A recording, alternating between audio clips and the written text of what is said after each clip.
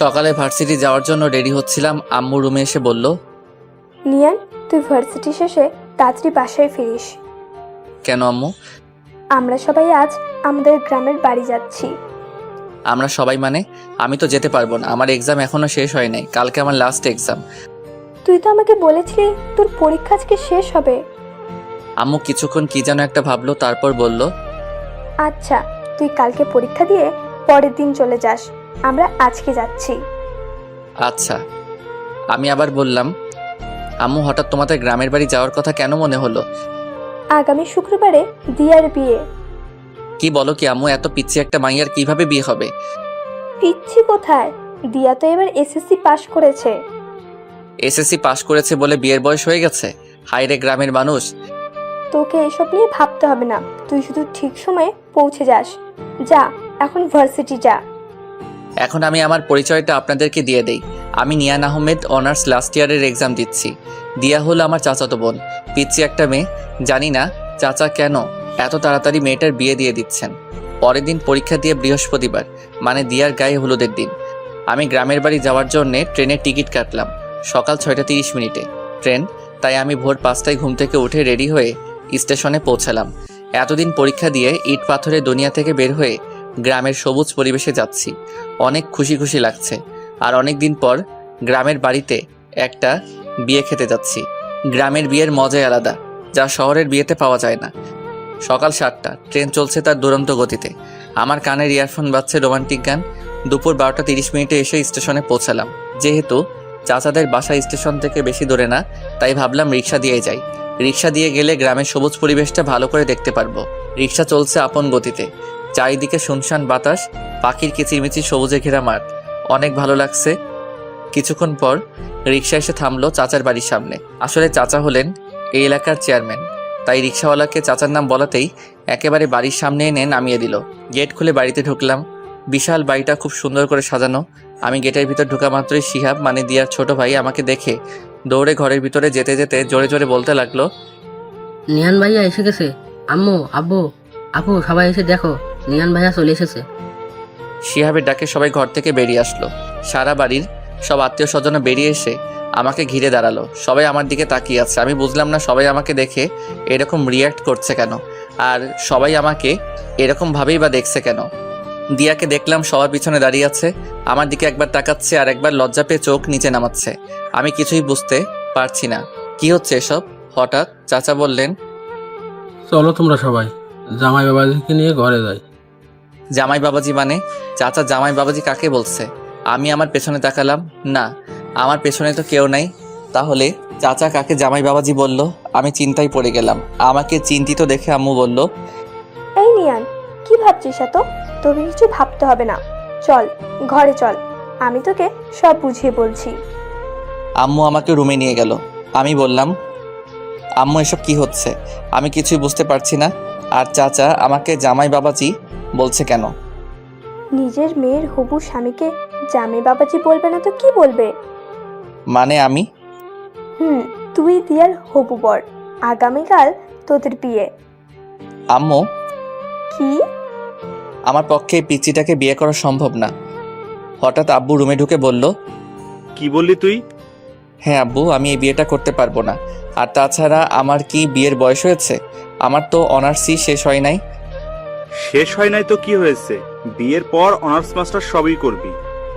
আব্বু, আমি আর কোনো কথা শুনতে চাই না। এই বলে আব্বু আম্মু দুজনেই রুম থেকে বেরিয়ে গেলেন। পরের দিন একরকম জোর করে আমার বিয়েটা হয়ে গেল। রাতে আমি চাচাদের ছাদে এক কোণে দাঁড়িয়ে রইলাম আর মনে মনে ভাবতে লাগলাম, সত্যি কি আমার বিয়ে হয়ে গেল? তাও কিনা একটা পিচ্চি মাইয়ার সাথে। আমি কি পিচ্চিটাকে বউ হিসেবে মেনে নিতে পারবো? না, কোনোদিনও আমি ওই পিচ্চিটাকে বউ হিসেবে মানতে পারবো না। আমি অনেকক্ষণ হলো ছাদে দাঁড়িয়ে আছি। ঘড়িতে দেখলাম রাত 12:35 বেজে গেছে। পেছন থেকে হঠাৎ আদিবা, আমার ছোট বোন, ডাক দিল, ভাইয়া, তুমি এখানে? আর সবাই তোমাকে সারা বাড়ি খুঁজছে। কেন? আমাকে কেন খুঁজছে? সে কি, তুমি জানো না তোমাকে কেন খুঁজছে? আজ না তোমার বাসর রাত, আর ভাবি সেই কখন থেকে তোমার জন্য অপেক্ষা করছে। আমি আদিবার সাথে নিচে নেমে আসলাম। আব্বু আমাকে দেখে রাগে কটমট করে এগিয়ে আসলো আমার দিকে।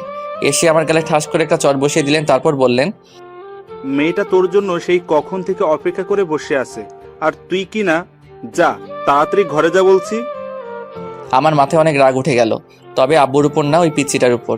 ওই পিচ্চিটার কারণেই আব্বু আজ আমাকে মারলো। আমি রাগে ফুঁসতে ফুঁসতেই রুমে ঢুকলাম। দরজা খোলার আওয়াজ পেয়ে মেয়েটা দৌড়ে বেলকনি থেকে বেরিয়ে আসলো। এসেই মাথায় ঘুমটা দিয়ে বিছানাতে বসে পড়লো। আমি বিছানার দিকে এগিয়ে গেলাম। আমি বিছানার পাশে এসে দাঁড়াতেই মেয়েটা বিছানা থেকে নেমে আমার পা ধরে সালাম করতে লাগলো। পিচ্চিটা আমার পা ধরে সালাম করেই যাচ্ছে, ওঠার কোনো নামগন্ধ নাই। আমি ধমক দিয়ে বললাম, এই পিচ্চি, পা ধরে বসে আছিস কেন? ওঠ বলছি। তুমি উঠবে না? আমি কেন উঠাবো? আমি তো জানি বাসর রাতে বউ তার স্বামীকে পা ধরে সালাম করলে স্বামী বউকে বুকে তুলে জড়িয়ে ধরে। কথাটা বলতে বলতে মেয়েটা আমার পা ছেড়ে উঠে আমার সামনাসামনি লজ্জায় লাল হয়ে দাঁড়ালো। শখ কত, আমার বয়েই গেছে তোর মতো পিচ্চিকে জড়িয়ে ধরতে। বলেই আমি পিচ্চিটাকে ধাক্কা দিয়ে বিছানাতে ফেলে দিয়ে একটা বালিশ নিয়ে সোফাতে চলে গেলাম। পিচ্চিটা আমার এরকম ব্যবহার দেখে ভ্যাবাচাকা খেয়ে বিছানাতে পড়ে রইল। পিচ্চিটা বিছানা থেকে উঠে এসে বলল, তুমি প্লিজ বিছানাতে গিয়ে শুয়ে পড়ো, আমি না হয় সোফাতে ঘুমাই। এ পিচ্চি, আমাকে রাগাস না বলছি। তোর ঘুম গিয়ে তুই ঘুমা, এত দরদ দেখাতে আসিস না। পিচ্চিটা আমার কথা শুনে আমার পাশে আর দাঁড়ালো না, বিছানাতে গিয়ে শুয়ে পড়ল। সারাদিনের ক্লান্তিতে আমি যে কখন ঘুমিয়ে পড়েছিলাম খেয়ালই করিনি। সকালে কারো ডাকে ঘুম ভাঙলো। আমি ঘুম ঘুম চোখেই বললাম, আজকে ভার্সিটি যাব না আম্মু, আমাকে ঘুমাতে দাও। এই যে ওঠো না, নিচে তোমাকে সবাই ডাকছে। উফ আম্মু, তোমাকে বললাম না ভার্সিটি যাও। হঠাৎ আমার মনে হলো আম্মু তো আমাকে এরকম মিষ্টি সুরে ডাকে না। আম্মু হলে তো এতক্ষণ আমাকে ঝাড়ু দিয়ে পিটাইতেন। আমি চোখ খুলে তাকাতেই দেখি পিচিটা আমার পাশে দাঁড়িয়ে হাসছে। পিচিটাকে দেখে আমার মনে পড়লো আমি এখন চাচাদের বাড়িতে। এই পিচ্চি, হাসবি না বলছি, তোর হাসি দেখলে আমার সারা শরীর জ্বলে। এ মা, কোথায় জ্বলছে দেখি? ওষুধ লাগিয়ে দেবো নাকি? আমার সাথে মজা নিচ্ছিস? মজা নিতে যাবো কেন? তুমিই তো বললা তোমার সারা শরীর জ্বলছে, তাই আমি ভাবলাম ওষুধ লাগিয়ে দিই। আচ্ছা ঠিক আছে, ওষুধ লাগাতে হবে না, গোসল করে নাও, তাহলে শরীর আর জ্বলবে না। পিচ্চিটা নিজের আলমারি থেকে একটা টাওয়েল বের করে আমার হাতে ধরিয়ে দিল। আমি টাওয়েল হাত থেকে ফেলে দিয়ে বললাম, আমি এত সকালে গোসল করতে পারবো না। আচ্ছা তো গোসল করবে না, এত রাগ দেখানোর কি আছে? আমি রাগ দেখাবই, তাতে তোর বাপের কি? আমার বাপের কিছু না, কিন্তু আমার অনেক কিছু, কারণ তুমি তো আমার বর। তোকে আমি বউ হিসেবে মানি না, আর কোনোদিন মানবো না। তুমি আমাকে বউ হিসেবে না মানলেও আমি তোমাকে ঠিকই বর হিসেবে মানি। আর তাড়াতাড়ি ফ্রেশ হয়ে নিচে আসো, সবাই তোমার জন্য অপেক্ষা করছে। আমি রেডি হয়ে নিচে নেমে এসে দেখি সবাই একসাথে বসে আড্ডা দিচ্ছে। আমি আম্মুকে গিয়ে বললাম, আম্মু আমি বাড়ি যাব। হ্যাঁ বাবা, আজ বিকালেই আমরা বৌমাকে নিয়ে বাড়ি যাব। ওই পিচিটাকে সাথে নিয়ে যাওয়ার কি দরকার? এই কথাটা বলতে গিয়ে আব্বুকে দেখে আর বললাম না, যদি কালকের মতো আবার মারে। আম্মু এখন চলে গেলেই তো হয়। এখন এত তাড়াহুড়ো করে কিভাবে যাব? তুই নাস্তা করেছিস? যা কিছু খেয়ে নে। দিয়া মা, নিয়ানকে কিছু খেতে দে তো। আচ্ছা চাচি আম্মা। সে কি রে, তুই এখনো আমাকে চাচি আম্মা ডাকছিস? এখন থেকে আমাকে শুধু আম্মা বলে ডাকবি। আচ্ছা ঠিক আছে। আমি কিছু না বলে টেবিলে গিয়ে বসলাম। বিকেলে বাড়িতে যাওয়ার জন্য রেডি হচ্ছিলাম, হঠাৎ পিচ্চি এসে আমার হাতে একটা পাঞ্জাবি ধরিয়ে দিয়ে বলল, আম্মু বলেছেন এটা পড়তে। আমি হাতে নিয়ে দেখি বিয়ের দিন যে পাঞ্জাবিটা পরেছিলাম সেই পাঞ্জাবি। এত ভারী পাঞ্জাবি আমি পরতে পারবো না। সব সময় শুধু না না করো কেন? আমি পিচির ধমক শুনে কিছুটা ভয় পেয়ে গেলাম। এইটুকু পিচির এত তেজ! আমি আর কিছু না বলে পাঞ্জাবিটা পরে নিলাম। যাওয়ার সময় পিচিটা অনেক কান্না করলো। চাচা পিচিটাকে আমার হাতে তুলে দিলেন আর বললেন, আমার মেয়েকে সুখে রেখো বাবা, কোনোদিন কষ্ট দিও না। আমি জবাবে চাচাকে কি বলবো কিছুই বুঝতে পারলাম না। তারপর আমরা বাড়ির দিকে রওনা দিলাম। বাড়িতে ফিরে গাড়ি থেকে নেমে অবাক হয়ে গেলাম। সারা বাড়ি অনেক রকম বাতি দিয়ে সাজানো। পিচিটা গাড়ি থেকে নামতে গিয়ে আবার বসে পড়লো। কি হলো মা, নামছিস না কেন? মাথা ঘুরছে আম্মু। আমি এদিক সেদিক না তাকিয়ে সোজা ঘরের দিকে যেতে লাগলাম। পিছন থেকে আম্মু ডাক দিল, এই নিয়ান, বউকে ফেলেই ঘরে চলে যাচ্ছিস? ওর পা আছে, নিজে হেঁটে যেতে পারবে, ওকে কি কোলে তুলে নিয়ে যেতে হবে নাকি? হ্যাঁ, ভালো বুদ্ধি বের করেছিস। ওকে বরং কোলে করেই ঘরে নিয়ে যা। কি? আমি পারবো না। এরকম রিয়েক্ট করছিস কেন? তোকে নিজের বউকে কোলে নিতে বললো, অন্য কাউকে কোলে নিতে বলে নাই। আব্বু আব্বু আমাকে পুরো কথাটা বলতে না দিয়ে আবার বললেন, আমি আর কিছু শুনতে চাই না। অতঃপর বাধ্য হয়ে পিচিটাকে কোলে নিয়ে রুমে যেতে লাগলাম। আমি পিচিটার মুখের দিকে তাকিয়ে দেখলাম মুচকি মুচকি হাসছে। ইচ্ছে করছে এখনই কোল থেকে নিচে ফেলে দেই। আমি পিচিটাকে নিয়ে রুমের দরজাতে আসতেই অবাক হয়ে গেলাম। রুমের দরজাতে পিচিটাকে কোলে নিয়েই দাঁড়িয়ে রইলাম। সারা রুম অনেক রকম ফুল দিয়ে সাজানো। রুমটাকে একেবারে ফুলের বাগান বানিয়ে ফেলেছে। এমনি আমার ফুলে অ্যালার্জি, আর রুমে এত ফুল দেখে মাথাটাই গরম হয়ে গেল। পিচিটা আমার কোলে ছিল। পিচিটাও দেখলাম এতগুলো ফুল দেখে আমার মতোই অবাক হয়ে তাকিয়ে আছে রুমের দিকে। আমি পিচিটাকে কোলে নিয়ে রুমে ঢুকলাম। রুমে ঢুকে পিচিটাকে বিছানাতে ছুঁড়ে ফেলে দিলাম। আউ মা গো, কোমরটা গেল গো। আমি ভয় পেয়ে গেলাম। এখন মেয়েটার কিছু হলে তো আব্বু আমাকে মেরেই ফেলবে। আমি পিচিটার পাশে বসে বললাম, সরি, দেখি কোথায় ব্যথা পেয়েছিস। আমি ব্যথা পাই নাই, আমি জাস্ট দেখতে চেয়েছিলাম আমি ব্যথা পেলে তুমি কিভাবে রিয়্যাক্ট করো। বলে পিচিটা একটা হাসি দিয়ে বিছানা থেকে উঠে ওয়াশরুমের দিকে যেতে লাগলো। এই পিচি, দাঁড়া। কি?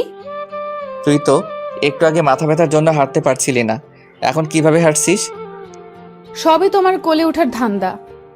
তুই তো দেখছি একটা পিচ্চি শয়তাননি। পিচিটা একটা হাসি দিয়ে ওয়াশরুমে ঢুকে গেল। আমি রুমে বসে বসে ভাবতে লাগলাম, না, পিচিটার সাহস অনেক বেড়ে গেছে। আমাকে এমন কিছু করতে হবে যাতে পিচিটা আমাকে ছেড়ে যেতে বাধ্য হয়। কিছুক্ষণ পর পিচি একটা পাতলা 3 পিস পরে বেরিয়ে আসলো। আমাকে বলল, যাও এখন ভারী পাঞ্জাবিটা চেঞ্জ করে আসো। আমি আমার পাঞ্জাবি চেঞ্জ করব কি না করব সেটা আমার ব্যাপার। আমার সব ব্যাপার তোকে এত নাক গলাতে হবে না। তুমি সবসময় এমন করো কেন? আমি এমন করবই, তাতে তোর কি? আমারই তো সব। তারপর আমি ফ্রেশ হতে গেলাম। ফ্রেশ হয়ে রুমে এসে দেখি পিচিটা রুমে নাই, হয়তো নিচে গেছে। আমি রেডি হয়ে নিচে চলে আসলাম। পিচিটা আম্মু আব্বু আর আদিবার সাথে হেসে হেসে কথা বলছে। পিচিটার কি সুন্দর নিষ্পাপ হাসি, কি মায়া ভরা চোখ, একদম মায়াবতী। আমি এসব কি ভাবছি? আমি তো এইটুকু পিচিকে কোনোদিনও বউ হিসেবে মানতে পারবো না। তাহলে কেন আমি পিচিটার মায়া জড়াচ্ছি? কি রে, এখানে দাঁড়িয়ে কি ভাবছিস? তোর জন্য সেই কখন থেকে আমরা না খেয়ে বসে আছি। চল, রাতের খাবার খাবি, চল। সে কি আম্মু, তোমরা এখনো খাও নাই? না রে, আমরা অনেকবার দিয়াকে বলেছি চল আমরা খেয়ে নিই, নিয়ান একটু রাত করেই খাবার খায়। কিন্তু পাগলি মেয়েটা কি বলে জানিস? বলে তুই না খাওয়া পর্যন্ত ও নাকি খেতে পারবে না। তাই আমরা ভাবলাম সবাই একসাথেই খাই। দেখছিস মেয়েটা এখন থেকে কীরকম তোকে ভালোবাসে। লক্ষ্মী একটা মেয়ে। লক্ষ্মী না ছাই, শয়তানের হাড্ডি একটা। কি রে, বিড়বিড় করে কি বলছিস? আমার বউটা কি ভালো, আমার জন্য না খেয়ে বসে আছে, এটাই বলছিলাম। আচ্ছা চল, এখন সবাই খেয়ে নেই, অনেক রাত হয়ে গেছে। আমি সবার আগে খাবার শেষ করে রুমে এসে একটা বই হাতে নিয়ে সোফাতে শুয়ে শুয়ে পড়তে লাগলাম। পিচি রুমে ঢুকে ভিতর থেকে দরজা লাগিয়ে দিল। আমি বললাম, এই পিচ্চি, দরজা লক করছিস কেন? দরজা লক করবো না তো কি করব? আমি দরজা লক ছাড়াই ঘুমাই। এখন থেকে দরজা লক করেই ঘুমাতে হবে, কারণ এখন থেকে তো তুমি আর একা ঘুমাবে না, এখন থেকে তোমার বউও তোমার সাথে ঘুমাবে। তাই দরজা লক করেই ঘুমাতে হবে। আমি আর কিছু বললাম না। পিচিটা সারা বিছানা ঘুরে ঘুরে দেখতে লাগলো। দেখছো আমাদের কি ভাগ্য, আমরা দুইটা বাসরাত পেলাম, কিন্তু বাসরাতের আসল কাজটাই করতে পারলাম না। চলো না আমরা ফ্যামিলি প্ল্যানিং শুরু করে দিই। কথাগুলো বলতে বলতে পিচিটা পা ছড়িয়ে বিছানাতে মাথা নিচু করে বসে পড়লো। আমি সোফা থেকে উঠে আস্তে আস্তে পিচির দিকে এগোতে লাগলাম। পিচি আমাকে আসতে দেখে নড়ে চড়ে ঠিক হলো আর লজ্জায় লাল হতে লাগলো। আমি একটু একটু করে পিচিটার দিকে এগিয়ে যেতে লাগলাম। আমি পিচিটার পাশে এসে দাঁড়ালাম। পিচিটা এখনো মাথা নিচু করেই বসে আছে, জোরে জোরে নিঃশ্বাস নিচ্ছে। আমি হাঁটু গেড়ে পিচিটার পাশে বসে পড়লাম। পিচিটার হাত আমার হাতে শক্ত করে ধরলাম। পিচিটা এবার লজ্জা মাখা চোখে আমার চোখের দিকে তাকালো। আমি বললাম, বইন রে, তুই আমার ছোট্ট পিচ্ছি বোন, তোর সাথে কি আমি এসব করতে পারি বল? দিয়ে আমার কথা শুনে অবাক হয়ে আমার দিকে চোখ দুইটা বড় বড় করে তাকালো। তারপর মুখটা মলিন করে বলল, ছি ছি, তুমি এসব কি বলছো? নিজের বউকে কেউ বোন বলে? দেখ দিয়া, তুই এখনো অনেক পিচ্ছি, তোর এখনো বিয়ের বয়স হয় নাই। তুমি আমাকে যতটা পিচ্ছি ভাবছো আমি কিন্তু ততটা পিচ্ছি না। বলেই দিয়া নিজের শরীর থেকে ওড়নাটা ফেলে বিছানা থেকে উঠে দাঁড়ালো। আমি উঠলাম আর আমি বললাম, তুই নিজেকে যতই বড় মনে করিস না কেন, তুই পিচ্ছিই থাকবি। না আমি পিচ্ছি না। হ্যাঁ তুই পিচ্ছি। আমাকে পিচ্ছি বলবে না বলছি। এইগুলো বলছে আর আমার দিকে এগিয়ে আসছে। আমি এক পা করে পিছিয়ে যাচ্ছি। আমি পিছাতে পিছাতে হঠাৎ পিছনে দেয়ালের সাথে আটকে গেলাম। এই পিচ্ছি কি করছিস? আমি যে পিচ্ছি না সেটার প্রমাণ দেব? এখন দেয়ার থেকে আমার শরীর 1 ইঞ্চি দূরত্বে। চোখ বন্ধ করে নিজের ঠোঁট আমার ঠোঁটের দিকে এগিয়ে আনছে। পিচিটার ঠোঁট আমার ঠোঁটের একদম কাছে নিয়ে আসলো। পিচিটার নিঃশ্বাস আমার মুখের উপর পড়ছে। পিচিটা নিজের ঠোঁট আমার এতই কাছে নিয়ে এলো যে বুঝতেই পারছি না কোনটা ওর নিঃশ্বাস আর কোনটা আমার নিঃশ্বাস। আমি পিচিটাকে কিছু বলতে যাব তখনই হুট করে নিজের ঠোঁট আমার ঠোঁটে লাগিয়ে দিল। আমি মুখে কোনো শব্দ করতে পারছি না। কিছুক্ষণ পর পিচিটা নিজের ঠোঁট সরিয়ে আমার কপাল নিজের কপালে লাগিয়ে জোরে জোরে হাঁপাতে লাগলো। আমি পিচিটাকে ধাক্কা দিয়ে নিজের থেকে সরিয়ে নিলাম। হাত দিয়ে ঠোঁট মুছতে মুছতে বললাম, এই পিচি শয়তানি, তুই এটা কি করলি? আমি যে পিচ্ছি না সেটার প্রমাণ দিলাম। সর। ধাক্কা দিয়ে সরিয়ে বাথরুমে যেতে লাগলাম। অনেকক্ষণ ধরে বাথরুমে বসে বসে মোবাইল টিপছিলাম। পিচিটার সামনে যেতে ইচ্ছা করছে না। অনেক রাগ হচ্ছে পিচিটার উপর। এইটুকু পিচ্ছি একটা আমাকে কিস করছে এটা ভাবতেই সারা শরীর জ্বলছে। আব্বুর ভয়ে পিচ্ছিটাকে কিছু বলতেও পারছি না। বাথরুমের বাইরে থেকে পিচিটার ডাক শুনলাম। এই যে এতক্ষণ ধরে বাথরুমে কি করছো? বেরিয়ে আসছো না কেন? বাথরুমেই ঘুমিয়ে পড়লে নাকি? আমি কোনো উত্তর না দিয়ে মোবাইল টিপছি। কিছুক্ষণ থেমে পিচিটা আবার ডাকতে লাগলো। এই যে শুনছো, বেরিয়ে আসো না প্লিজ, আমার একা একা ভয় লাগছে। আমি মনে মনে বললাম, তোর ভয় লাগছে তো আমি কি করব? কোলে নিয়ে নাচবো নাকি পিচ্ছি শয়তানি একটা? এবার পিচিটা বাথরুমে দরজাটা জোরে ধাক্কা দিতে লাগলো। দরজা খুলছো না কেন? প্লিজ দরজাটা খুলো। এবার পিচিটা নিজেকে নিজেই প্রশ্ন করলো, ওর কিছু হলো না তো? এই কি হলো, দরজা খুলছো না কেন? কান্না করছে আর জোরে জোরে বাথরুমের দরজাটা ঠেলছে। এবার আমার বেরিয়ে আসা দরকার না হলে পিচিটার কথা শুনে আব্বু আম্মু চলে আসবেন। আমি দরজা খুলে বাইরে বেরিয়ে আসলাম। আমাকে দেখি পিচিটা আমাকে শক্ত করে জড়িয়ে ধরলো আর বলতে লাগলো, তুমি ঠিক আছো তো? তোমার কিছু হয়নি তো? এতক্ষণ দরজা আটকে কি করছিলে? জানো আমি কতটা ভয় পেয়ে গিয়েছিলাম। সত্যি তুই একটা পিচ্ছি। বলেই পিচিটাকে পাশ কাটিয়ে বিছানা থেকে একটা বালিশ নিয়ে সোফাতে চলে গেলাম। পিচিটা আমার পিছে পিছেই আসলো। আমি সোফাতে বালিশ থেকে ঘুমাতে যাব তখনই পিচিটা আমাকে বলল, তুমি সোফাতে ঘুমাবে না, আমার সাথে বিছানাতে ঘুমাবে। আমি তোর সাথে ঘুমাতে পারবো না।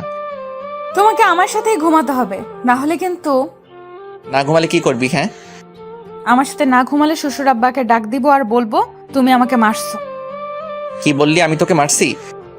তুমি আমাকে মারো নাই সেটা শুধু তুমি আর আমি জানি, আব্বু তো আর জানে না। তুই আমাকে ব্ল্যাকমেল করছিস?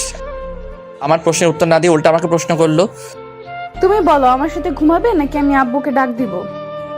তোর মতো পিচ্ছি শয়তানির সাথে আমি ঘুমাতে পারবো না। ওকে, তাহলে আমি আব্বুকে ডাক দিই। আব্বু। আমি ওর মুখ চেপে ধরে বললাম, এই কি করছিস?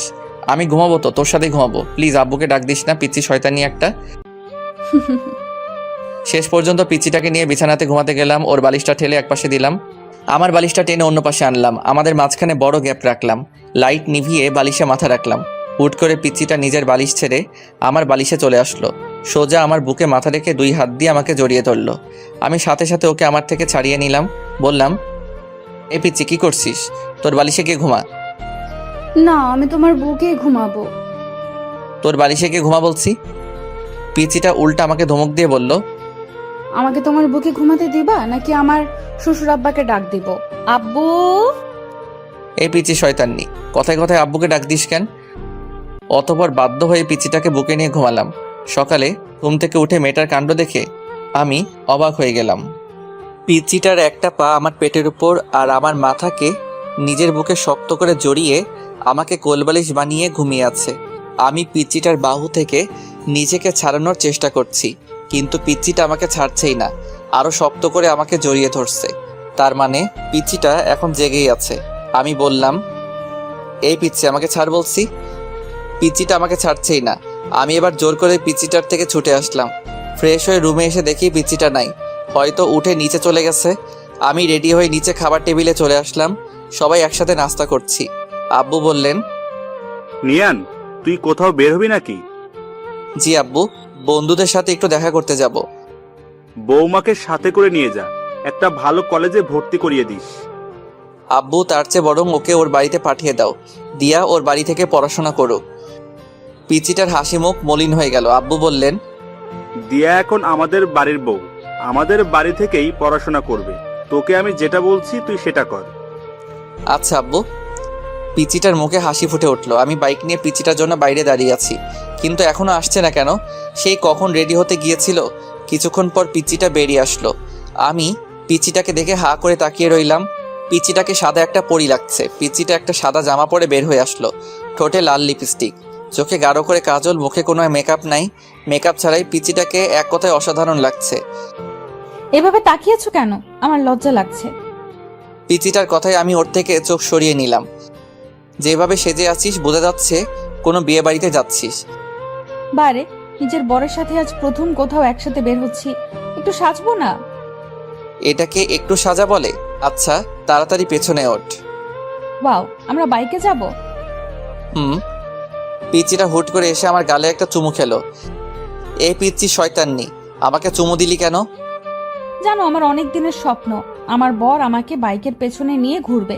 সেই স্বপ্নটা আজ পূরণ হতে যাচ্ছে। তুই স্বপ্ন দেখ, আমি যাচ্ছি বলেই বাইকটা স্টার্ট দিলাম। এই না না, আমি উঠছি। পিচ্চিটা পেছনে উঠে বসতেই আমি বাইকটা ছেড়ে দিলাম। কিছুক্ষণ পর আমি বাইকটা একটা জায়গায় থামালাম। পিচিটা বলল, আমরা কি কলেজে এসে পড়েছি? না। তাহলে এখানে বাইক থামালে কেন? দরকার আছে। পিচিটার কিছু বলল না, চুপ করে বসে রইল। আমি ভাবতে লাগলাম সামনে তো বন্ধুরা আড্ডা দিচ্ছে, আমার সাথে যদি পিচিটাকে দেখে তাহলে তো আমি শেষ। আমি ভাবতে লাগলাম কি করা যায়। হ্যাঁ, বুদ্ধি পেয়েছি। আমি পিচিটাকে বললাম, এই পিচ্চি আমাকে শক্ত করে ধরো। পিচিটা খুশি হয়ে আমাকে শক্ত করে ধরলো। আমি বাইকটা স্টার্ট দিলাম। আস্তে আস্তে বাইকের স্পিড অনেকটা বাড়িয়ে দিলাম। পিচিটা ভয় পেয়ে আরও শক্ত করে আমাকে জড়িয়ে ধরছে আর আমাকে কি যেন বলছে। বাতাসের শ শ আওয়াজে পিচিটার কথা আমি ভালো করে শুনতেও পারছি না। আমাদের আড্ডার জায়গা ফেলে আসতেই আমি বাইকের স্পিড কমিয়ে দিলাম। তারপর একটা কলেজের সামনে এসে বাইক থামালাম। পিচিটা বাইক থেকে নেমে কান্না করে দিল। এ পিচি, কি হলো? কি কান্না করছিস কেন? তুমি এত স্পিডে বাইক চালিয়ে আসলে কেন? আমি কত ভয় পেয়ে গেছিলাম। সত্যি তুই একটা পিচ্ছি। কান্না থামা বলছে, সবাই দেখছে। এভাবে রাস্তায় কান্না করছিস, মানুষ কি ভাববে? পিচিটা কেঁদেই চলছে। এই পিচ্ছি, কান্না থামা বলছি, না হলে কিন্তু। এবার আরো জোরে জোরে কান্না করতে লাগলো। আমি বাড়িতে গিয়ে শ্বশুর আব্বাকে সব বলবো। তুমি আমাকে মারছো আর অনেক স্পিডে বাইক চালিয়েছো। এই মেয়ে, আমি তোকে কখন মারলাম? এটা তো ডাহা মিথ্যা কথা। আচ্ছা বোন, সরি। আর জীবনেও স্পিডে বাইক চালাবো না। এবার তো কান্না থামা। দেখ লোকজন কিভাবে আমাদের দিকে তাকিয়ে আছে। তুমি আবার আমাকে বোন বলছো? এবার কয়েকটা লোক আমাদের দিকে এগিয়ে আসলো। লোকগুলো আমাদের অনেকক্ষণ ধরে লক্ষ্য করছিল। কি ভাই, মেয়েটাকে এভাবে কাঁদাচ্ছেন কেন? মেয়ে দেখলেই পিছনে লাগতে ইচ্ছা করে। বলে লোকটা নিজের হাতে শার্ট উপরে তুলতে তুলতে আমার দিকে এগিয়ে আসছে। আরে ভাই, থামেন। উনি আমার বউ, আমার উপর রাগ করে কান্না করছে। আমার মুখে বউ ডাক শুনে দিয়া কান্না থামালো। আপু, উনি কি আপনার স্বামী? জি, উনি আমার স্বামী। লোকগুলো আমাকে সরি বলে চলে গেল। পিচিটাকে দেখলাম মাথা নিচু করে হাসছে। এ পিচি, হাসছিস কেন? তুমি আমাকে বউ বলছো তাই খুশি লাগছে। আমার বইয়ে গেছে তোকে বউ বলতে। আমি তো ওই লোকগুলোর হাত থেকে বাঁচার জন্য তাকে বউ বললাম। যেভাবেই হোক, বউ বলছো তো। পিচিটাকে কলেজে ভর্তি করিয়ে আবার বাড়িতে ফিরছি। এবার বাইকটা আস্তে আস্তে চালাচ্ছি। কিছু দূর আগাতেই দেখলাম কয়েকজন লোক রাস্তার মাঝখানে দাঁড়িয়ে আছে। আরে, এরা তো আমার বন্ধুরা। এখন আমি কি করি? সবাই আমার দিকে রাগি চোখে তাকিয়ে আছে। আমি বললাম, কিরে তোরা এভাবে মাঝ রাস্তায় দাঁড়িয়ে আছিস কেন? এদিকে যাওয়ার সময় তোকে আমরা পিছন থেকে কত ডেকেছি, তুই শুনলি না কেন? ও, তোরা ডেকেছিলি, আমি হয়তো শুনতে পারি নাই। কিরে মামা, পিছনে সুন্দরী মাইয়াটাকে? আমি এতক্ষণ এটারই ভয় পাচ্ছিলাম। হ্যাঁ রে, মেয়েটাকে। আমি কিছু বলছি না দেখে পিচিটাই বলল, আমি ওর বউ। পিচিটাকে বলতে না দিয়ে আমি বললাম, ও আমার চাচাতো বোন। পিচিটা আবার কান্না শুরু করে দিল। তুমি আমাকে আবার বোন বলছো? আমি বাড়িতে গিয়ে শ্বশুর আব্বাকে সব বলবো। নিজের বউকে বোন বলা হচ্ছে? আমার বন্ধুরা সবাই একসাথে বলে উঠলো, বউ? সবাই অবাক হয়ে আমার দিকে তাকিয়ে রইল। ওরা আমাকে প্রশ্ন করতে যাবে, তখনই আমি বললাম, বাড়ি থেকে ফিরে এসে সব বলছি।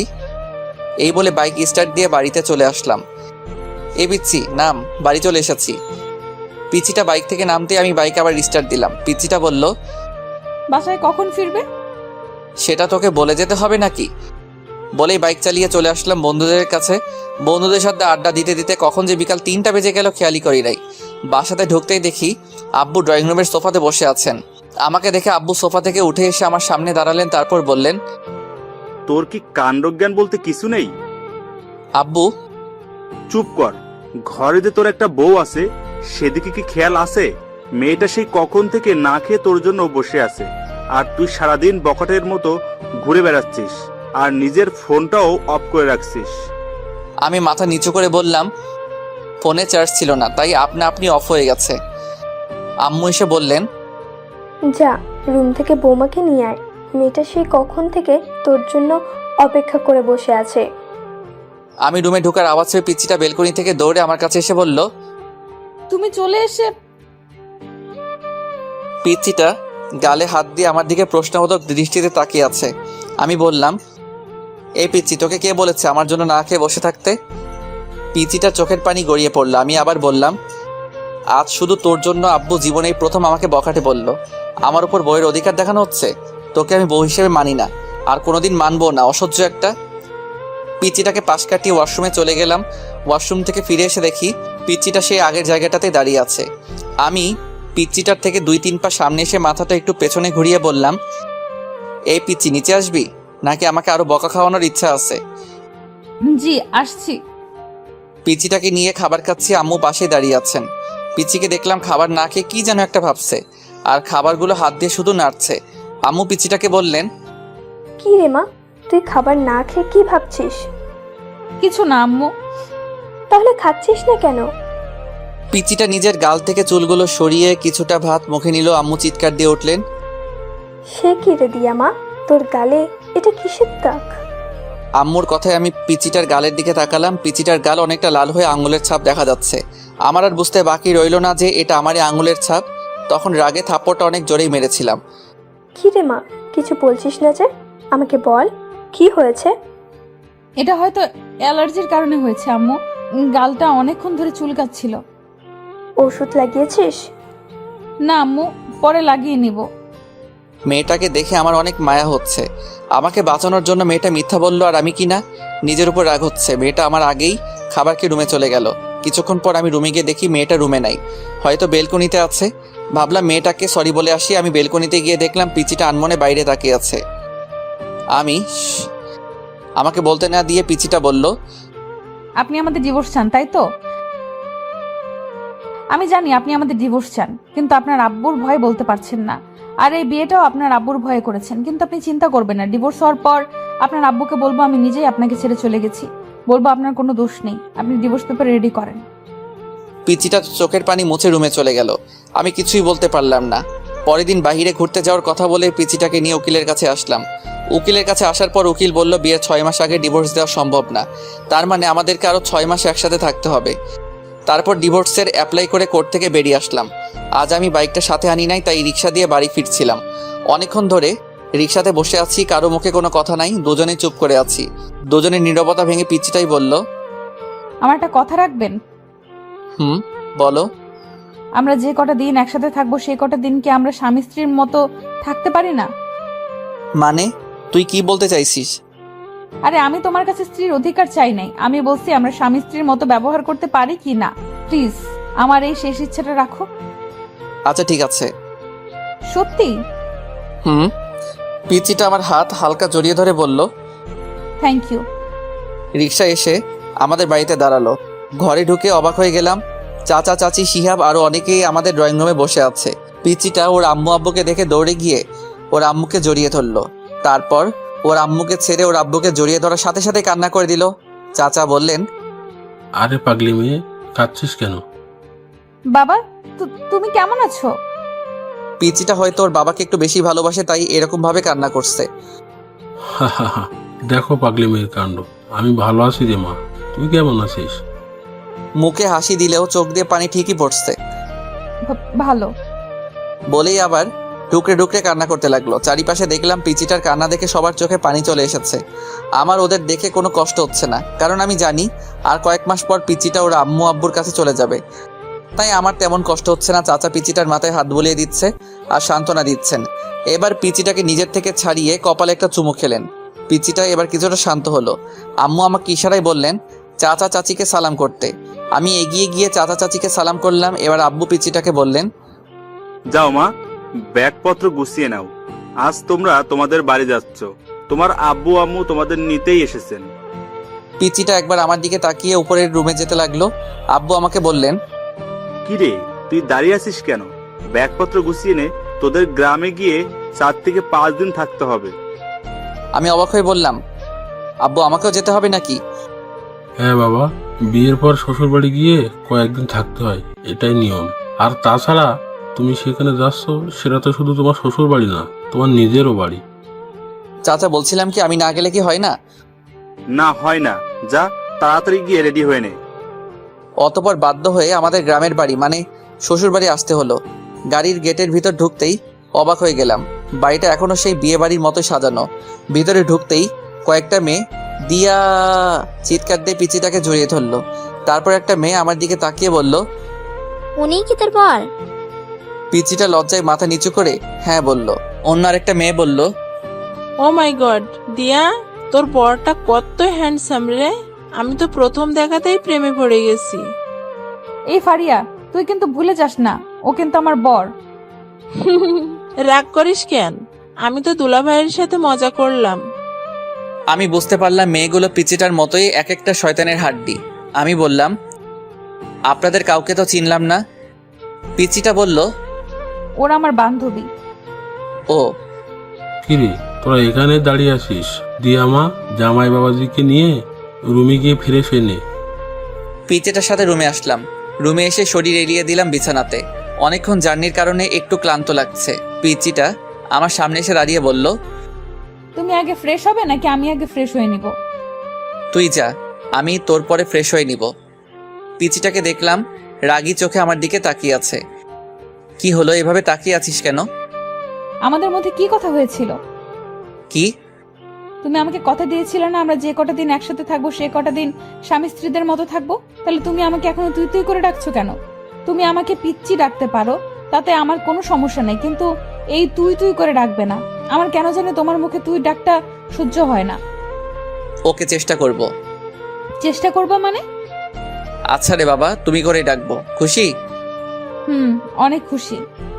পিচি শয়তান নিয়ে একটা। পিচিটা একটা হাসি দিয়ে বাথরুমে চলে গেল। কিছুক্ষণ পর পিচিটা গোসল করে বেরিয়ে আসলো। আমি হা হয়ে পিচিটার দিকে তাকিয়ে রইলাম। পিচিটা লজ্জা পেয়ে আমাকে বলল, কি দেখছো? আমি এবার হাসিতে ফেটে পড়লাম। কেন হাসছি বুঝতে পারছে না তো? দাঁড়ান, আগে একটু হেসে নিই, তারপর বলছি। পিচিটা একটা শাড়ি পরে বের হয়ে আসছে। পরে আসছে বললে ভুল হবে, বলতে হবে পেঁচিয়ে আসছে। কোথায় শাড়ির মাথা, কোথায় শাড়ির আঁচল, কোনো ঠিক ঠিকানা নাই। এমনভাবে পরে আসছে মনে হচ্ছে এখনই খুলে পড়ে যাবে। পিচিটা যেখানে শাড়ির কুচি দেওয়া হয় সেখানটায় হাত দিয়ে ধরে দাঁড়িয়ে আছে। পিচিটার পেট দেখা যাচ্ছে, তাই লজ্জায় লাল হয়ে আমার সামনে দাঁড়িয়ে আছে। এটা কি পরছো বলেই হাসতে হাসতে আবার বিছানায় গড়াগড়ি খেতে লাগলাম। তুমি খুব খারাপ, দেখছো আমি শাড়ি পরতে পারছি না আর তুমি দাঁত খিলিয়ে হাসছো। হা, সরি, আমাকে দে, আমি ঠিক করে দিচ্ছি। সত্যি তুমি আমাকে পরিয়ে দিবে? লজ্জায় লাল হয়ে বলল কথাটা। আমার কি যে লজ্জা লাগছে, আবার খুশিও লাগছে। না, আমি শুধু ঠিক করে দিব। এদিকে আয়। আবার তুই করে ডাকছো? আচ্ছা ঠিক আছে, এদিকে আসো। পিচিটা একটা হাসি দিয়ে আমার কাছে এগিয়ে আসলো। আমি প্রথমে পিচিটার আঁচল ঠিক করলাম। পিচিটার শরীরে আমার হাত লাগতেই পিচিটা কেঁপে উঠলো। তারপর পেটের নাভিসহ কিছুটা অংশ বেরিয়ে এসেছিল। সে জায়গায় শাড়ি দিয়ে ঢাকতে গিয়ে আমার হাত লেগে গেল ওর পেটে। পিচিটা ছিটকে আমার থেকে সরে পিছিয়ে গেল। আমি বললাম, কি হলো, এভাবে পিছিয়ে গেলে কেন? কিছু না বলেই পিচিটা আবার আমার দিকে এগিয়ে আসলো। আমি এবার পিচিটা যে জায়গায় হাত দিয়ে ধরে রেখেছিল সেটা ওর হাত থেকে নিলাম।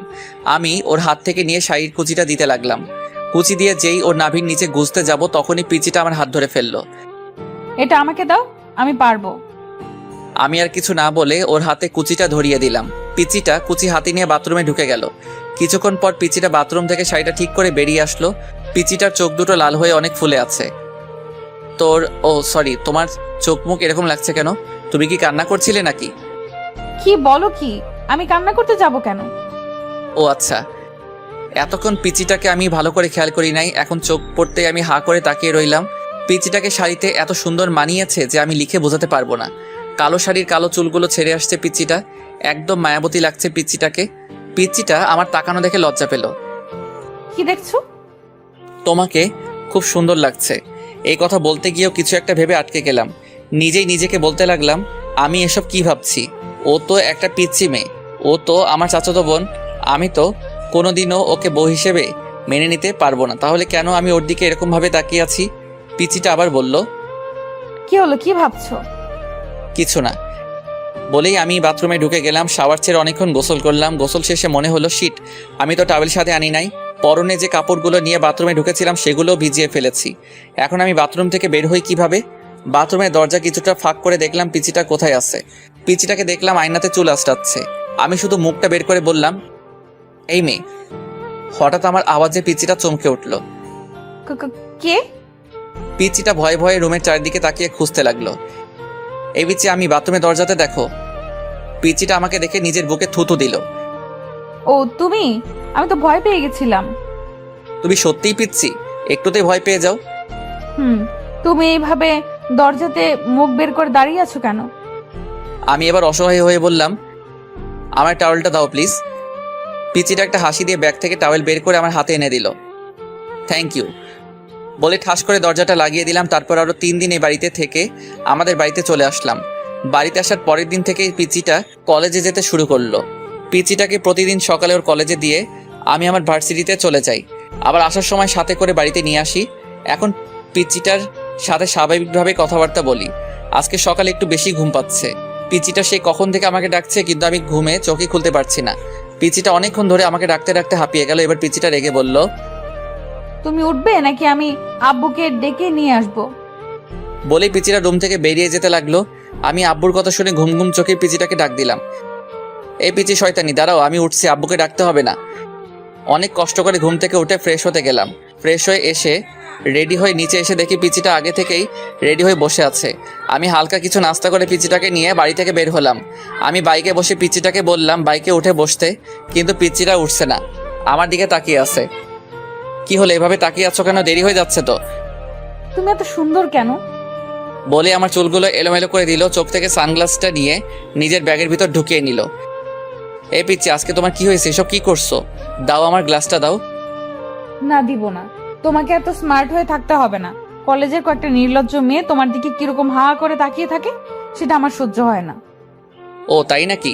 আচ্ছা ঠিক আছে, এখন তাড়াতাড়ি ওঠো, দেরি হয়ে যাচ্ছে। বাইকে উঠতে উঠতে বলল, কি ঠিক আছে? কিছু না, এত কথা বলো কেন? বাইক স্টার্ট দিয়ে এক টানে পিচিটার কলেজে চলে আসলাম।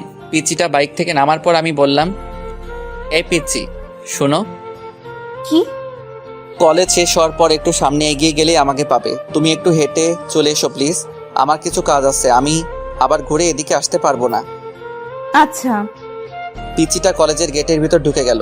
আমি বাইক স্টার্ট দিয়ে কিছুটা এগিয়ে দেখি সায়ান মুখটা মলিন করে বসে আছে, আর আবির, রিহান, রাকিব সায়ানকে সান্ত্বনা দিচ্ছে।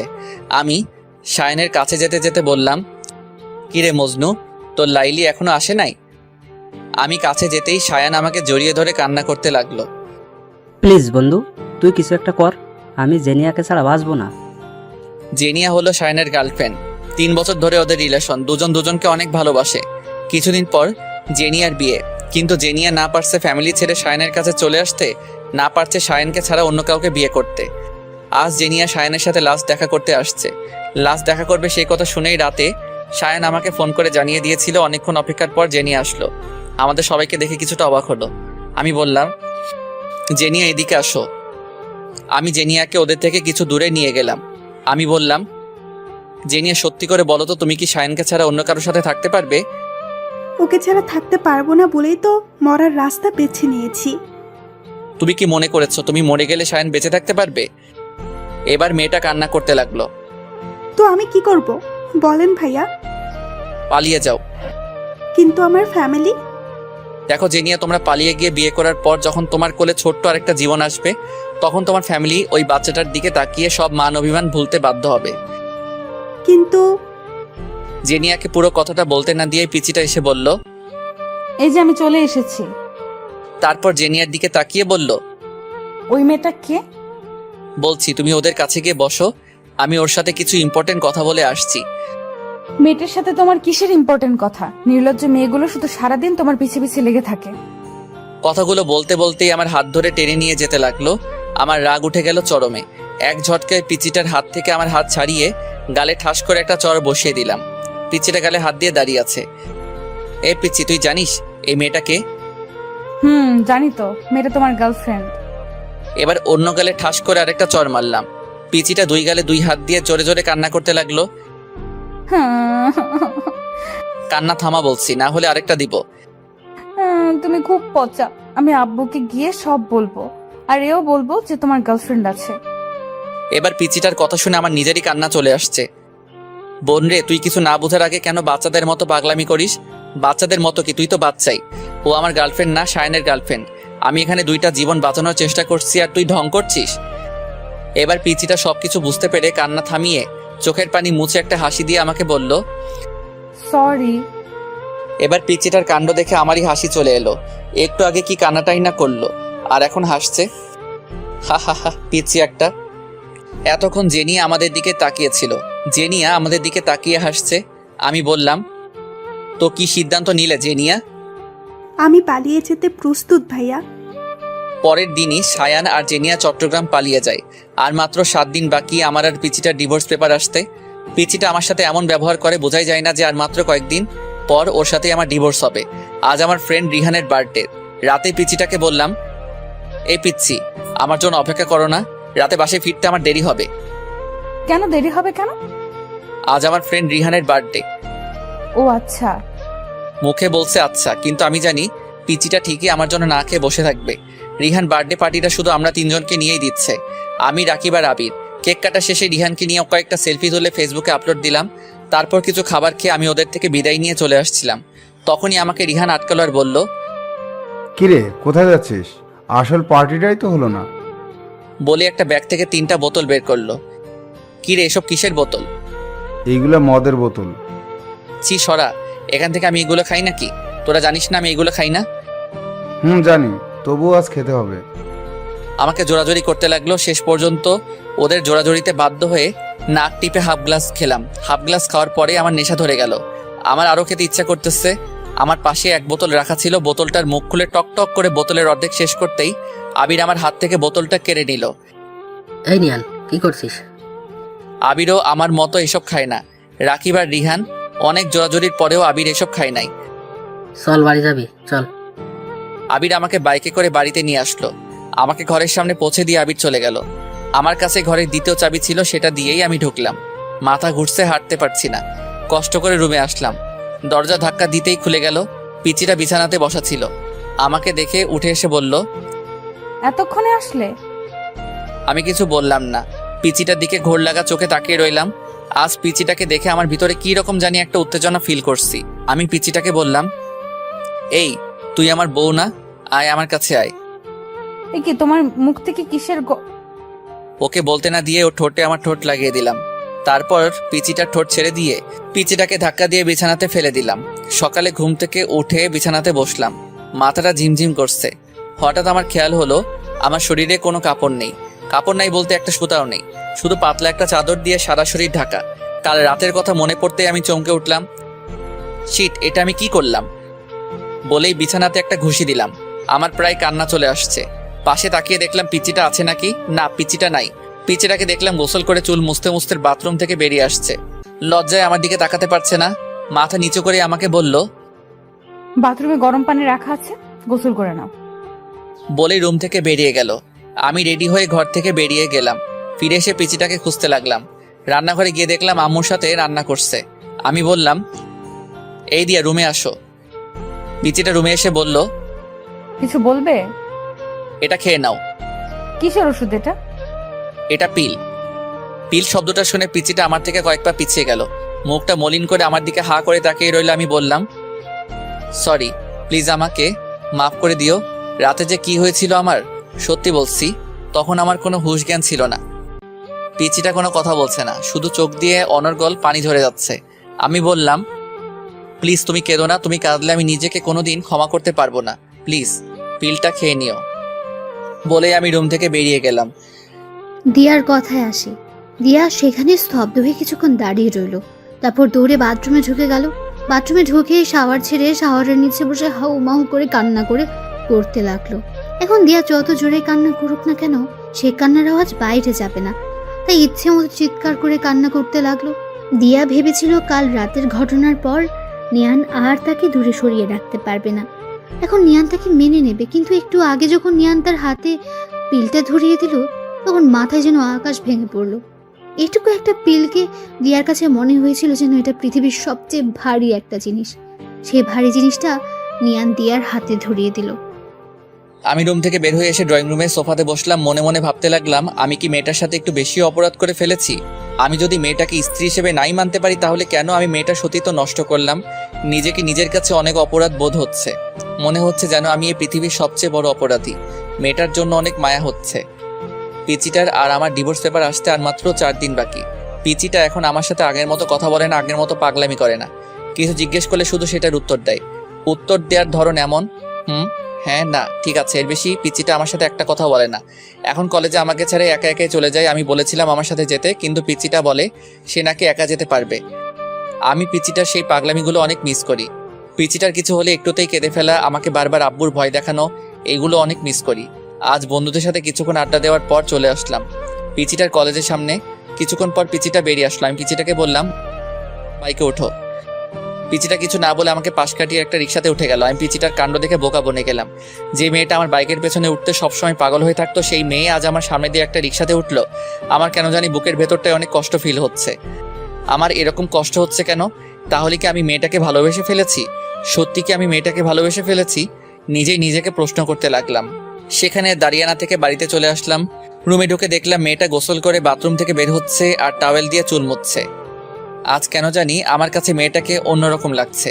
বারবার পিচিটার দিকে চোখ যাচ্ছে। পিচিটার মুখটা আজ এত ফ্যাকাশে লাগছে কেন?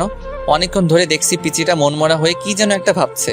পিচিটা আয়নার সামনে দাঁড়িয়ে ছিল। আমি বললাম, তোমার কি কিছু হয়েছে? মেয়েটা আমার কথায় পিছনে ঘুরে আমার দিকে কিছুক্ষণ প্রশ্নবোধক দৃষ্টিতে তাকিয়ে রইল। তারপর মুখটা মলিন করে শুধু একটা শব্দ বলল, না। মেয়েটা রুম থেকে বেরিয়ে গেল। আমি বুঝলাম না মেয়েটা আমার দিকে এরকম ভাবে তাকালো কেন। মেয়েটা কি চোখের ভাষা দিয়ে আমাকে কিছু বোঝাতে চাইছিল? রাত 10:30। আমি আগে খাবার শেষ করে রুমে এসে মেয়েটার জন্য অপেক্ষা করছিলাম। মেয়েটা এতক্ষণ ধরে আসছে না কেন? আমি রুম থেকে বের হয়ে মেয়েটাকে ডাকতে লাগলাম, দিয়া, এই দিয়া। আসছি। দৌড়াতে দৌড়াতে মেয়েটা রুমে আসলো, আমার সামনে এসে দাঁড়ালো। হাঁপাতে হাঁপাতে বলল, কিছু বলবে? এতক্ষণ ধরে রুমে আসছিলে না, তার জন্যই ডাকলাম। আর কিছু বলবে না? আমি জানি মেয়েটা আমার মুখ থেকে কি শুনতে চাইছে। আমি মেয়েটার আমার জন্য এরকম অস্থিরতা দেখে মনে মনে হাসতে লাগলাম। তারপর মুখে একটা হাসি এনে বললাম, না, আর কি বলবো। ও, মেয়েটা কিছুক্ষণ নীরব থেকে আবার বলল, আমি কাল সকালে চলে যাচ্ছি। আমি অবাক হয়ে বললাম, চলে যাচ্ছ মানে? কোথায় চলে যাচ্ছ? আমাদের ডিভোর্স পেপার চলে এসেছে। সকালে একটা লোক এসে পেপারটা দিয়ে গেছিল। মেয়েটা আলমারি থেকে ডিভোর্স পেপার বের করে আমার সামনে আনলো। তারপর পেপারটা আমাকে দেখিয়ে বলল, এই পেপারটায় সাইন করার আগে আমাকে একটাবার বউ বলে ডাকবে। শুধু একটা বার আমাকে বউ বলে ডাকো প্লিজ। আমি কিছু না বলে রুম থেকে বেরিয়ে গেলাম। ঘরের বাইরে এসে বাইকটা নিয়ে বেরিয়ে পড়লাম। বাইক চালাচ্ছি আর মনে মনে ভাবছি, তোমাকে শুধু একবার না, সারা জীবন বউ বলে ডাকবো, আমার পিচ্চি বউ। বাইকের স্পিড বাড়িয়ে দিলাম। একটা ফুলের দোকানের সামনে এসে বাইক থামালাম। তারপর অনেকগুলো গোলাপ ফুল কিনে একটা শাড়ির দোকানে এসে লাল একটা শাড়ি কিনলাম। আজ পিচ্চিটাকে নিয়ে সব আবার নতুন করে শুরু করব। শাড়ি আর গোলাপ নিয়ে একরকম দৌড়েই ঘরে ঢুকলাম। তাড়াহুড়ো করে সিঁড়ি দিয়ে উপরে উঠতে যাব, তখনই সিঁড়িতে একটা হোঁচট খেলাম। হোঁচট খেয়ে আমার পায়ের একটা নখ উল্টে রক্ত বেরোচ্ছে, সেদিকে আমার খেয়াল নাই। রুমে ঢুকে বললাম, দিয়া, আমি চলে এসেছি। কিন্তু দিয়াকে রুমে দেখতে পাচ্ছি না কেন? মনে হয় বাথরুমে আছে। বাথরুমের দরজা ধাক্কা দিতে দরজা খুলে গেল না। বাথরুমেও নেই। বেলকনিতে দেখতে যাব, তখনই চোখ পড়লো বিছানাতে। দেখলাম ডিভোর্স পেপার রাখা আছে, তার উপর একটা ছোট্ট কাগজ। আমি ডিভোর্স পেপার হাতে নিয়ে দেখলাম ডিভোর্স পেপারে দিয়ার সাইন। আমার বুকের ভিতর ধুক করে উঠল। কাগজটার ভাঁজ খুলে পড়তে লাগলাম। প্রিয় নিয়ান আহমেদ, আজ থেকে তুমি মুক্ত। আজ থেকে তোমাকে আর কখনো পিচ্চির জ্বালা সহ্য করতে হবে না। চলে যাচ্ছি সব ছেড়ে। কোথায় যাচ্ছি আমি নিজেও জানি না। তুমি হয়তো ভেবেছিলে যে আমি আমাদের বাড়িতেই যাব। না, আমি যে ওই বাড়িতে যেতে পারবো না। কি মুখ নিয়ে যাব ওই বাড়িতে? আব্বুকে গিয়ে আমি কি বলবো? তোমাকে বলেছিলাম যে সকালে যাব, কিন্তু একটু আগে তোমাকে যখন বললাম আমাকে একবার বউ বলে ডাকতে, তুমি আমার থেকে মুখ ফিরিয়ে বাইরে চলে গেলে তখনই বুঝে গেলাম আমাকে তোমার আর সহ্য হচ্ছে না। তাই সকাল পর্যন্ত থেকে তোমার অসহ্যের কারণ হতে চাই না, চলে গেলাম। তোমার মুখে সেই পিচ্চি শয়তানির ডাকটা অনেক মিস করব। ভালো থেকো, আর সুন্দর একটা বড় মেয়েকে বিয়ে করো। তোমার তো আবার পিচ্চি মেয়েদের সহ্য হয় না, এতে তোমার পিচ্চি বউ। চিঠিটা পড়ার পর আমার চোখ ঝাপসা হয়ে আসছিল, সারা পৃথিবীটা যেন আমার চোখের সামনে ঘুরছিল। সাথে সাথে সেখানে বসে পড়লাম, জোরে একটা চিৎকার দিলাম, দিয়া তুমি এটা কি করলে দিয়া? আমি তোমাকে কোথাও যেতে দিব না। বলেই দৌড়ে রুম থেকে বেরিয়ে গেলাম। বাইক স্টার্ট দিয়ে কোন দিকে যাব কিছুই বুঝতে পারছি না। অতপর কোনো দিশা না পেয়ে সামনের দিকে যেতে লাগলাম। দিয়ার কথায় আসে, রাস্তা দিয়ে আনমনে হাঁটছে দেয়া, চোখ দিয়ে অঝোর বৃষ্টি পড়ছে, বাতাসে চুলগুলো উঠছে। কোথায় যাচ্ছে সে নিজেও জানে না, শুধু এটা জানে যে নিয়ানের জীবন থেকে অনেক দূরে চলে যাবে। নিয়ানকে সে নিজের জীবনের চাইতেও বেশি ভালোবাসে। সেই ছোটবেলা থেকে নিয়ান তার মনে জায়গা করে আছে। আজ সেই মনের মানুষটাকে ছেড়ে অনেক দূরে চলে যাচ্ছে সে। দিয়া মনে মনে ভাবছে, সে কি দূরে চলে গেলে নিয়ানকে ভুলে থাকতে পারবে? আবার নিজেকে নিজে উত্তর দিচ্ছে, নিজেকে ভুলতে পারে, কিন্তু নিয়ানকে কোনোদিনও ভুলতে পারবে না।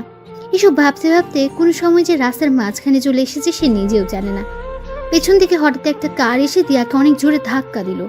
দিয়া ছিটকে অনেক দূরে গিয়ে পড়ল। আস্তে আস্তে চোখ বন্ধ হয়ে আসছে দিয়ার। চোখে বন্ধ করার আগে চোখে ঝাপসা দেখতে পেল, একটা লোক তাকে পাচাকোলা করে কোলে তুলেছে। অন্য হয় দিয়াকে এদিক সেদিক খুঁজে বেড়াচ্ছি, কিন্তু কোথাও খুঁজে পাচ্ছি না। কোথায় গেল মেয়েটা? তাহলে কি মেয়েটাকে আর খুঁজে পাবো না? আর খুঁজে পাবো না সেই কথা মনে পড়তেই বাইক থামিয়ে বাইক থেকে নেমে সেখানে রাস্তার পাশে বসে পড়লাম। তাহলে আমি কি আমার পিচিটাকে হারিয়ে ফেলেছি? না, এটা হতে পারে না। বলে জোরে একটা চিৎকার দিলাম, দিয়া। চিৎকার করে কান্না করতে লাগলাম আর জোরে জোরে বলতে লাগলাম, দিয়া তুমি কোথায়? প্লিজ আমাকে ছেড়ে কোথাও যেও না দিয়া। দিয়া আমি তোমাকে অনেক ভালোবাসি দিয়া। এই পিচি শয়তানি, তুই শুনতে পারছিস? আমি তোকে অনেক ভালোবাসি। হাওয়া করে কান্না করতে লাগলাম। এই দিয়া, তুমি আমার থেকে একবার বউ ডাক শুনতে চেয়েছিলে না? এই যে আমি তোমাকে বউ ডাকছি। বউ, এই বউ তুমি কোথায়? বউ তুমি শুনতে পারছো আমি তোমাকে বউ ডাকছি? ইয়া আল্লাহ, তুমি আমার পিচ্ছি বউকে আমার কাছে এনে দাও। আমি যে ওকে ছাড়া বাঁচবো না আল্লাহ, সব দোষ আমার। বলেই পাশে ল্যাম্পপোস্টে নিজের মাথা বাড়ি দিতে লাগলাম। বাড়ি দিতে দিতে একসময় আমার মাথা দিয়ে রক্ত ঝরতে লাগলো, তবু আমি থামছি না, মাথা বাড়ি দিয়েই চলছি। হঠাৎ আমার চোখে অন্ধকার হয়ে আসলো, আমার মাথা ঘুরতে লাগলো।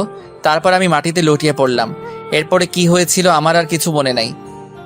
দিয়া বলে চিৎকার দিয়ে উঠলাম, এ কি আমি কোথায়? সারা রুমে চোখ বুলাতেই বুঝতে পারি এটা একটা হসপিটাল। মাথায় ব্যথা অনুভব করলাম, মাথায় হাত দিয়ে দেখি ব্যান্ডেজ। আমার চিৎকার শুনে আম্মু দৌড়ে কেবিনে ঢুকলেন। আম্মু আমার পাশে এসে বসে বললেন, এখন কেমন লাগছে নিয়ান? আমি আম্মুর প্রশ্নের উত্তর না দিয়ে কান্না করতে করতে বললাম, আম্মু দিয়া। চুপ কর, তোকে আর কিচ্ছু বলতে হবে না। আমি চিঠিটা পড়েছি আর তোদের ডিভোর্সের পেপারটাও দেখেছি। তুই মেয়েটার সাথে এমন কেন করলি নিয়ান? বলে আম্মু কান্না করতে করতে কেবিন থেকে বেরিয়ে গেলেন। আমি অসুস্থ না হলে হয়তো আম্মু আমার গালে কষে একটা চড় মারতেন। আমার অসুস্থতার জন্য সেটা করলেন না। আমার দিয়ার কথা মনে পড়তেই আমার বুকটা কেঁপে উঠল। হাতের স্যালাইন খুলে হাসপাতালের সিট থেকে নামলাম, দাঁড়াতেই পারছি না, অনেক কষ্ট হচ্ছে, তবুও উঠে দাঁড়ালাম। যতই কষ্ট হোক আমাকে যে যেতে হবে, আমার পিচিটাকে যে খুঁজে বের করতে হবে। কেবিন থেকে বেরিয়ে পড়লাম, মাথাটা ঝিমঝিম করছে। আমাকে দেখে আম্মু চিৎকার দিয়ে উঠলেন, নিয়ান, তুই এই অবস্থাতে কোথায় যাচ্ছিস? বলেই পেছন থেকে আম্মু আমার হাত চেপে ধরলেন। আম্মু আমাকে ছাড়ো, আমাকে যেতে হবে, দিয়াকে খুঁজে বের করতে হবে। নিয়ান বাবা, এরকম পাগলামি করিস না, তোর শরীরটা যে ভালো না। তাছাড়া দিয়াকে খুঁজতে তোর আপু আর চাচা গেছেন। না আম্মু, আমাকেও যেতে হবে। বলে এক ঝটকায় আম্মুর থেকে আমার হাত ছাড়িয়ে দৌড়ে যেতে লাগলাম। কিছুটা যেতেই মাথাটা ঘুরতে লাগলো, আর যেতে পারলাম না, সেখানেই মাথা ঘুরে পড়ে গেলাম। এদিকে আজ 3 দিন পর দিয়ার জ্ঞান ফিরল। রিয়া চোখ খুলতে নিজেকে একটা হসপিটালে আবিষ্কার করে। পাশে লক্ষ্য করে দেখে নিয়ানের বয়সে একটা ছেলে বসে আছে। দিয়া বলল, আমি কোথায় আর এখানে কিভাবে আসলাম? দিয়াকে উঠতে দেখে ছেলেটা বলল, আপনার এখন কেমন লাগছে? ভালো, কিন্তু আমি এখানে কেন? আর এটা কোন জায়গা? আপনি এখন মালয়েশিয়ায়। মানে আমি মালয়েশিয়া কিভাবে আসলাম? আমি তো একটা গাড়ির সাথে। দিয়াকে আটকিয়ে ছেলেটা বলল, হ্যাঁ, সেদিন আপনি আমার গাড়ির সাথে ধাক্কা খেয়েছিলেন। ধাক্কা অনেক জোরে লেগেছিল, আপনার অনেক ব্লিডিং হচ্ছিল। আমি আপনাকে সেখানকার একটা হসপিটালে নিয়ে যাই। অনেকক্ষণ আপনার চিকিৎসা চলার পর ডাক্তার বেরিয়ে এসে বলল 72 ঘন্টার ভেতরে আপনার জ্ঞান না ফিরলে আপনাকে আর বাঁচানো সম্ভব হবে না। অতবার উন্নত চিকিৎসার জন্য সেদিনই আপনাকে আমি মালয়েশিয়ায় নিয়ে আসি, আর আজ ঠিক 71 ঘন্টা পর আপনার জ্ঞান ফিরল। আপনি আমাকে কেন বাঁচালেন? আমি মরে গেলেই তো ভালো হতো। আমার সামনে একজন মানুষ মারা যাবে সেটা আমি চেয়ে চেয়ে দেখবো, তাও আবার আমার গাড়ির সাথে অ্যাক্সিডেন্ট হয়েছে। আচ্ছা, আপনি সেদিন মাঝ রাস্তায় দিয়ে হাঁটছিলেন কেন? আর মরে গেলে ভালো হতো এটা কেন বলছেন? দিয়া নিয়ানের সাথে ঘটে যাওয়া সব ঘটনাই ছেলেটাকে বলল। সব বলার পর ছেলেটার দিকে তাকাতেই দেখলো ছেলেটার চোখে পানি। ছেলেটা বলল, একটা মেয়ে একটা ছেলেকে এতটা ভালোবাসতে পারে? দিয়া কিছু বলল না, শুধু চোখ দিয়ে পানি ঝরছে। ছেলেটা আবার বলল, ওই বজ্জাত ছেলেটা কি করে পারলো আপনার মতো একটা মিষ্টি মেয়েকে কষ্ট দিতে? প্লিজ ওকে কিচ্ছু বলবেন না, ও অনেক ভালো ছেলে। আপনাকে এত কষ্ট দেওয়ার পরও আপনি বলছেন ছেলেটা ভালো? আমি যে ওকে আমার জীবনের চাইতেও বেশি ভালোবাসি, তাই ও যতই খারাপ হোক আর আমাকে যতই কষ্ট দেখ না কেন, আমার কাছে ও ভালোই থাকবে। সত্যি আপনার তুলনা হয় না। যে ছেলেটা আপনাকে এত অবহেলা কষ্ট দিল আর আপনি তাকেই বলছেন ভালো। আচ্ছা, আপনার নামটাই জানা হলো না। আমি দিয়া। আর আমি আরিয়ান চৌধুরী। আমি হলাম এই চৌধুরী সাহেবের মা। দিয়া দেখতে পেল কথাটা বলতে বলতে একজন মহিলা কেবিনে ঢুকছেন। আরিয়ান মহিলাটাকে দেখিয়ে বলল, দিয়া, উনি আমার আম্মু। দিয়া মুখ দিয়ে সালাম দিল, তারপর বলল, উনি এখানে? আমরা এখানে মালয়েশিয়ায় থাকি। এখন কেমন লাগছে মা? জি ভালো আন্টি। আমাকে আন্টি না, মা বলে ডেকো। জানো, কালকে যখন তোমাকে আমি প্রথম দেখি তখনই আমার মায়ের কথা মনে পড়ে যায়। তোমাকে দেখতে হুবহুব আমার মায়ের মতো। কথাগুলো বলে শেষ করেই চোখের পানি মুছলেন। রিয়া বুঝতে পারলো ওরা দুজনে অনেক ভালো মনের মানুষ। তারপর বলল, আচ্ছা ঠিক আছে, ডাকবো। আচ্ছা মা, তুমি এখন একটু রেস্ট নাও, আমরা বাইরে যাই। বলে ওরা চলে গেলেন। আরিয়ান চৌধুরীর পরিচয়টা একটু ভালো করে দিয়ে দেই। আরিয়ান চৌধুরী অনেক বড় একজন বিজনেসম্যান। বিজনেসটা ওর বাবারই, কিন্তু 2 বছর আগে ওর বাবা মারা যাওয়াতে পুরো বিজনেসটা ওকে সামলাতে হচ্ছে। বাংলাদেশ আর মালয়েশিয়া মিলে 3টা কোম্পানি আছে ওদের, তাই আরিয়ান চৌধুরী মালয়েশিয়ায় পরিবার নিয়ে থাকে। পরিবার বলতে ওর মা আর ছোট্ট একটা বোনকে নিয়ে তার পরিবার। 7 দিন পর আজ দিয়াকে হসপিটাল থেকে বাড়িতে যাওয়ার অনুমতি দিয়েছে, কিন্তু দিয়া ভাবতে লাগলো তার তো কোনো বাড়ি নেই, সে এখন কোথায় যাবে? এসব ভাবছিল তখনই আরিয়ান চৌধুরী ও তার মা ঢুকলো। আরিয়ান বলল, চলেন, আজ আপনাকে হসপিটাল থেকে ছেড়ে দিয়েছে। কিন্তু আমি কোথায় যাব? কোথায় যাবে মানে? আমাদের বাড়িতে যাবে। কিন্তু আমি আপনাদের বাড়িতে কোন পরিচয়ে যাব? আমার তো আর কোনো পরিচয় নাই। আমাদের বাড়িতে যেতে তোমার কোনো পরিচয় লাগবে না মা। আম্মু, উনি যখন পরিচয় চাইছেন তাহলে ওনাকে একটা পরিচয় দিলে সমস্যা কোথায়? কি পরিচয় দিবি তুই ওকে? আমার বউয়ের পরিচয়। মানে? আরে আরে, আপনি তো ভয় পাবেন না। আমি আপনাকে সত্যিকারের বউ হতে বলছি না, শুধু আপনার পরিচয়টা হবে আপনি আমার বউ। কিন্তু আর কোনো কিন্তু না, এবার বাড়িতে চলুন। এদিকে আমি হাসপাতাল থেকে বাড়িতে এসে পাগলের মতো হয়ে গেলাম। প্রত্যেকদিন দিয়াকে খুঁজতে বের হই, কিন্তু কোথাও খুঁজে পাই না।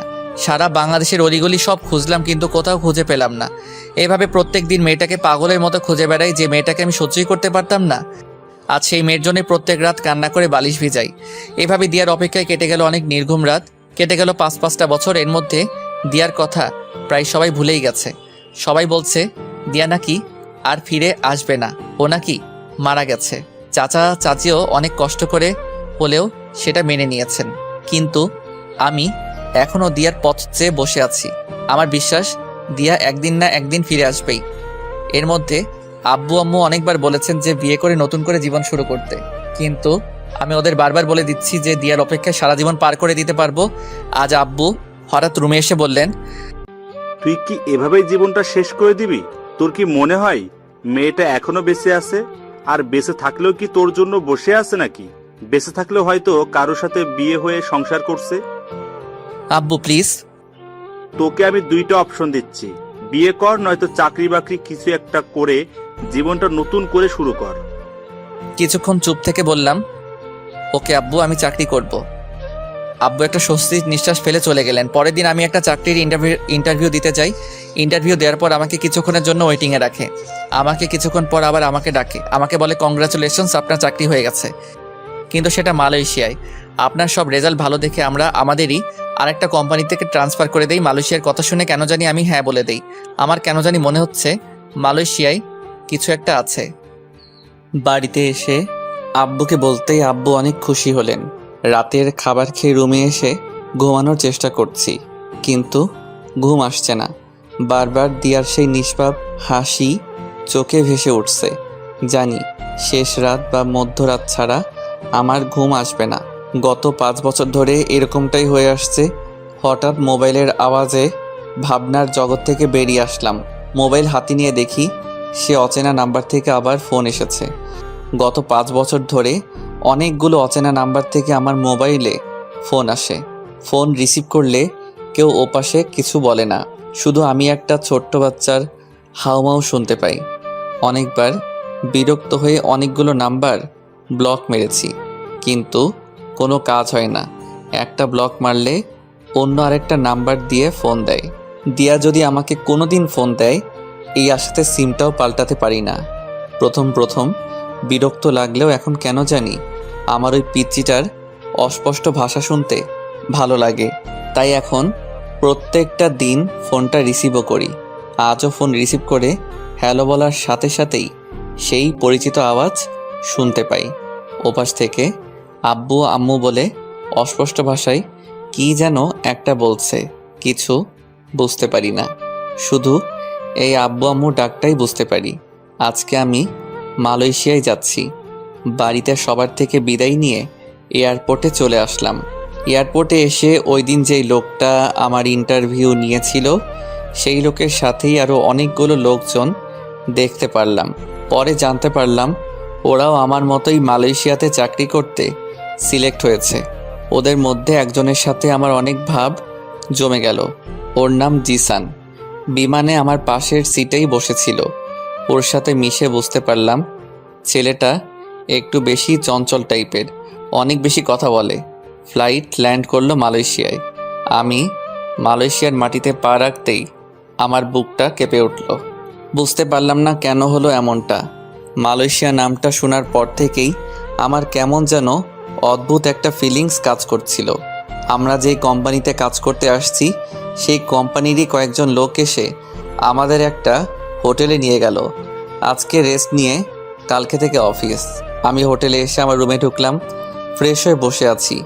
বসে বসে বোর হচ্ছি, তাই ভাবলাম শহরটা একটু ঘুরে দেখি। রুম থেকে বের হতেই জিসানের সামনে পড়লাম। জিসান আমাকে দেখে হেসে বলল, কি ভাই, কোথায় বের হচ্ছেন? আসলে রুমে বসে বসে বোর হচ্ছিলাম, তাই একটু ঘুরতে যাচ্ছি। আমিও সেম ভাই, চলেন আমিও যাব আপনার সাথে। তাহলে তো ভালোই হলো, আমাকেও একা একা ঘুরতে হবে না। চলেন। কোথায় যাওয়া যায় বলেন তো? আমি তো এখানকার জায়গা তেমন চিনি না। আমি চিনি ভাই, চলেন ভাই, আমরা এখানকার সব থেকে বড় শপিং মলে যাই। অনেক সুন্দর একটা শপিং মল। আমারও একটা জিনিস কিনতে হবে, জিনিসটাও কিনলাম আর ঘোরাঘুরিও করলাম। আচ্ছা চলুন। একটা ট্যাক্সি নিয়ে শপিং মলের সামনে এসে নামলাম। সত্যি শপিং মলটা অনেক বড় এবং সুন্দর। শপিং মলের ভিতরে ঢুকতে আমার শরীরে একটা কঠিন ঠান্ডা বাতাস লাগলো আর আমার বুকের ভিতর দুক করতে লাগলো। আমি সেখানটায় দাঁড়িয়ে হার্টবিটের দুকদোকানি ফিল করতে লাগলাম। আমার এরকম হচ্ছে কেন? জিসান বলল, কি ভাই, এখানে দাঁড়িয়ে আছেন কেন আর কি ভাবছেন? আমি এই শপিং মলে ঢোকার সাথে সাথেই আমার শরীরে কী রকম জানি ঠান্ডা বাতাস লাগলো। আরে ভাই, এটা এসির বাতাস। না, এটা এসির বাতাস হতে পারে না। এসির বাতাস এত মোলায়েম আর কঠিন না, আর এই বাতাসটা একেবারে আমার বুকের ভিতর লেগেছে। আরে ভাই